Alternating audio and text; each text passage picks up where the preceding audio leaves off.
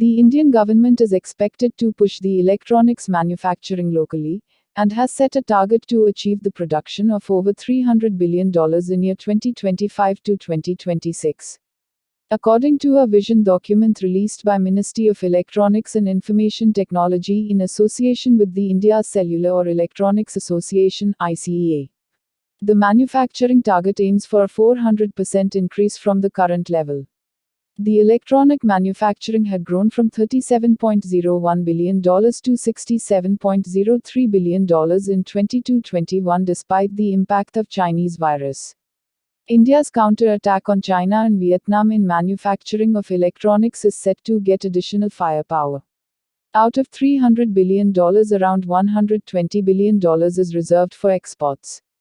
The broadening of product basket for incentives, specially crafted large industrial zone, with modern facility. It is announced that the government will provide permissions for factories that may hold up to as many as 1 lakh workers with dormitories, kitchen, medical facilities, like a big community manufacturing setup.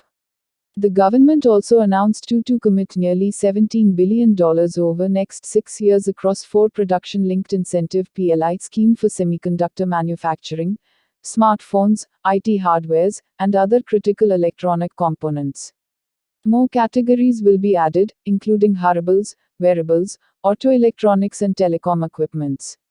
The government wants the charge come not only from global companies such as Foxconn and Wistron or Samsung but also from domestic companies like Dixon, Lava, Boat and Optimus.